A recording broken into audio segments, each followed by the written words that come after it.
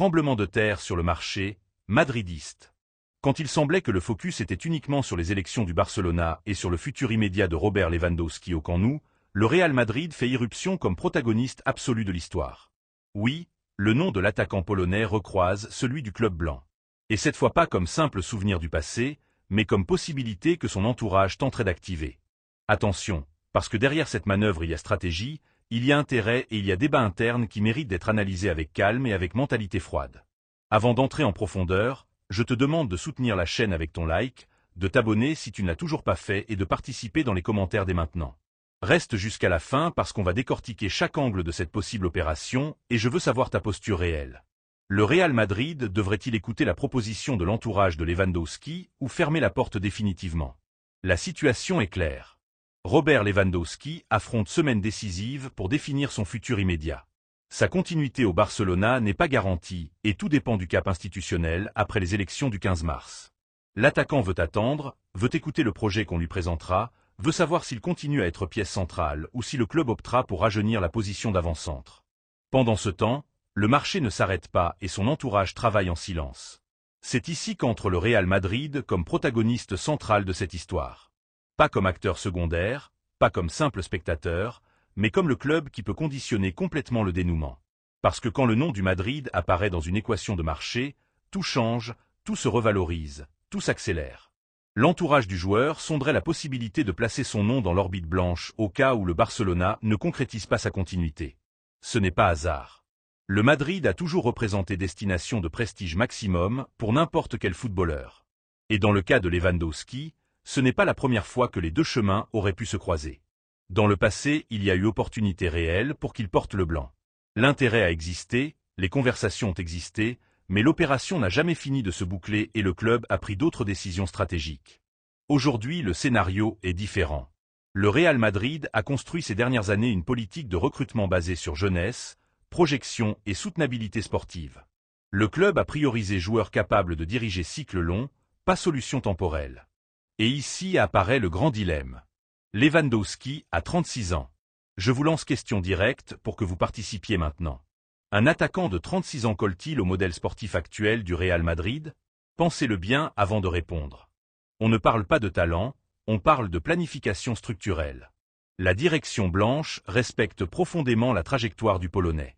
Sa mentalité compétitive, sa discipline professionnelle et sa capacité de buteur sont incontestables. Même cette saison en Ligue, il a maintenu chiffres respectables malgré irrégularité collective du Barcelona. Son expérience dans vestiaire d'élite est actif. Son leadership dans surface est réel. Mais le Real Madrid ne peut prendre décision depuis nostalgie ni depuis admiration individuelle. Le club blanc a besoin de penser au présent immédiat, oui, mais surtout à moyen et long terme. Miser sur Lewandowski impliquerait altérer la feuille de route dessinée ces dernières années. Impliquerait ouvrir exception dans profil d'âge et ça n'est pas détail mineur. Chaque mouvement du Madrid répond à logique stratégique qui va au-delà d'un nom propre. En plus, il y a autre facteur qu'on doit analyser avec froideur. Si l'entourage du joueur veut le placer au Madrid maintenant, ça répond à besoin du club blanc ou à besoin du footballeur lui-même face à incertitude au Barcelona. Cette question est fondamentale parce que le Real Madrid ne peut se transformer en plan alternatif de marché pour personne. Pendant ce temps, d'autres ligues observent. Depuis MLS, Chicago Fire a montré intérêt. En Europe, clubs comme Milan et Fenerbahçe étudient viabilité économique. Arabie Saoudite offre scénario financier très attractif. Ce sont propositions réelles qui garantissent stabilité économique immédiate, mais aucune n'a poids symbolique du Real Madrid et ça l'entourage du joueur le sait parfaitement. C'est ici que le débat devient passionnant, parce que le nom plaît dans certains secteurs de la direction blanche. Sa professionnalité colle avec culture du club. Son expérience pourrait apporter équilibre dans certains contextes, mais l'âge est obstacle évident. Est hors du profil que le Madrid construit, et cette réalité ne peut se maquiller. Je vais donner mon opinion de forme claire et directe. Comme madridiste et comme analyste, le Real Madrid ne devrait pas le recruter maintenant. Le moment était il y a des années, quand il était en plénitude absolue. Aujourd'hui, le contexte est différent. Le club doit se maintenir fidèle à son modèle. La grandeur du Madrid consiste aussi à savoir quand dire non. Je vous invite à réfléchir avec moi. A-t-il sens d'incorporer attaquant qui par logique biologique est dans dernière étape de sa carrière quand le club mise sur cycle long? Peut-il coller dans rôle secondaire si planification offensive pointe vers profil plus jeune et dynamique? Ou vous pensez que son expérience pourrait marquer différence dans grands matchs? Je veux vous lire dans commentaires. Ce débat n'est pas superficiel, est structurel. Dans prochaines semaines, le Barcelona définira son cap institutionnel. S'il décide de lui offrir renouvellement à la baisse et Lewandowski l'accepte, le scénario se fermera. Sinon, le marché s'activera avec force et le Real Madrid devra décider s'il écoute formellement ou s'il maintient sa ligne stratégique intacte. Et maintenant on va entrer dans terrain le plus délicat de tous. Les conséquences réelles qu'aurait pour le Real Madrid ouvrir la porte à opérations comme celle de Robert Lewandowski dans ce moment de sa carrière. Parce qu'ici on ne parle pas de non ronflant ni d'une tapac sans grave-l'œil.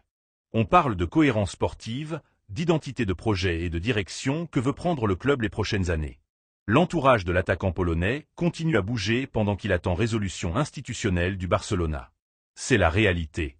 Les élections du 15 mars marqueront cap du club azulgrana et à partir de là on définira s'il y a proposition formelle de renouvellement ou si s'active définitivement le plan alternatif. Dans ce plan alternatif apparaît le Real Madrid comme possibilité de maximum prestige. Pas parce que le club blanc l'a cherché activement, mais parce que quand footballeur de taille mondiale contemple le scénario, le Madrid est toujours dans équation. Mais le protagoniste ici n'est pas Lewandowski, c'est le Real Madrid et sa feuille de route. Le club blanc porte année à construire modèle clair, jeunesse, croissance progressive, investissement stratégique, footballeur capable de diriger cycle long.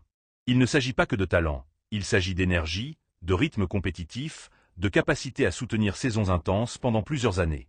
Et c'est là que surgit grande interrogation. Lewandowski a 36 ans. Son rendement continue à être respectable. Sa capacité de buteur n'a pas disparu. Sa mentalité professionnelle est exemplaire, mais le temps ne s'arrête pour personne et le Real Madrid ne peut planifier depuis l'exception constante. Je vous lance autre question directe pour que vous participiez maintenant. Si le Madrid recrutait Lewandowski, serait-ce pour diriger l'attaque ou pour assumer rôle secondaire? Pensez-le avec froideur, parce que si la réponse est rôle secondaire, on doit se demander si joueur de sa trajectoire accepterait cette condition. Et si la réponse est rôle principal, alors on serait en train d'altérer complètement planification offensive actuelle. Le Madrid ne peut prendre décision en fonction du bruit médiatique, ni par tentation d'affaiblir indirectement le Barcelona. Le club blanc ne recrute pas par revanche, recrute par conviction stratégique et c'est la différence qui l'a maintenu au sommet pendant décennies. En plus, il y a composant symbolique qu'on ne peut ignorer. Lewandowski a déjà eu son opportunité de porter le blanc dans le passé. Il y a eu moment réel où l'accord était proche, ne s'est pas concrétisé. Le club a pris autre chemin et a construit nouvelle étape. Revenir maintenant à cette possibilité dans phase finale de sa carrière pourrait s'interpréter comme décision tardive. Je veux que vous réfléchissiez avec moi. Le Real Madrid doit-il casser sa ligne stratégique pour nom qui, même illustre, représente étape qui n'est plus future, mais finale? Cette question est clé. Pendant ce temps, le marché international offre alternative claire pour l'attaquant. En MLS, Chicago Fire a montré intérêt concret. En Italie, Milan étudie scénario financier. En Turquie, Fenerbahçe analyse viabilité. Arabie Saoudite offre chiffres supérieurs à n'importe quelle proposition européenne. Ce sont options qui garantissent sécurité économique immédiate et contexte compétitif différent. Le Real Madrid, au contraire, représente exigence maximale, représente pression constante, représente rivaliser chaque saison pour champion et pour ligue comme obligation. Et ça à 36 ans implique niveau physique et mental très élevé pendant tout le parcours. Ici je veux être complètement honnête avec vous. Comme madridiste, mon opinion est contraire au recrutement, pas par manque de respect ni pour sous-valoriser son legs, mais parce que le Real Madrid doit se maintenir fidèle à son modèle. La grandeur du club consiste aussi à savoir quand opération ne colle pas à planification globale. Imaginez le message qu'on enverrait au marché si le Madrid, après années misant sur jeunesse et projection, change le cap pour opportunités ponctuelles. Serait-ce cohérent ou générerait doute sur direction sportive? Et ici je veux que vous participiez encore. Vous préférez que le club investisse dans talent jeune qui peut marquer décennies ou dans expérience immédiate qui peut durer 1 ou 2 saisons maximum? Ce débat n'est pas mineur, est structurel. Si le Barcelona finalement ne renouvelle pas Lewandowski, activera son plan alternatif. Mais le Real Madrid ne peut se transformer en solution de dernière heure d'aucun joueur, aussi légendaire soit-il. Le bouclier blanc exige cohérence, planification et vision de futur. Dans prochaines semaines, tout se définira. Le Barcelona bougera ou laissera échapper l'attaquant. L'entourage du joueur continuera à sonder possibilités et le Real Madrid devra décider s'il écoute formellement ou s'il maintient sa ligne intacte. Moi je l'éclaire. Le moment est passé, le respect permanent, mais la stratégie doit prévaloir. Si tu es arrivé jusqu'ici, laisse ton like, abonne-toi à la chaîne et participe dans les commentaires parce que je veux savoir ta posture définitive. Et maintenant clique sur la nouvelle qui apparaît à l'écran pour continuer avec prochaine analyse. Parce que le marché ne s'arrête pas et le Real Madrid est toujours au centre de chaque décision.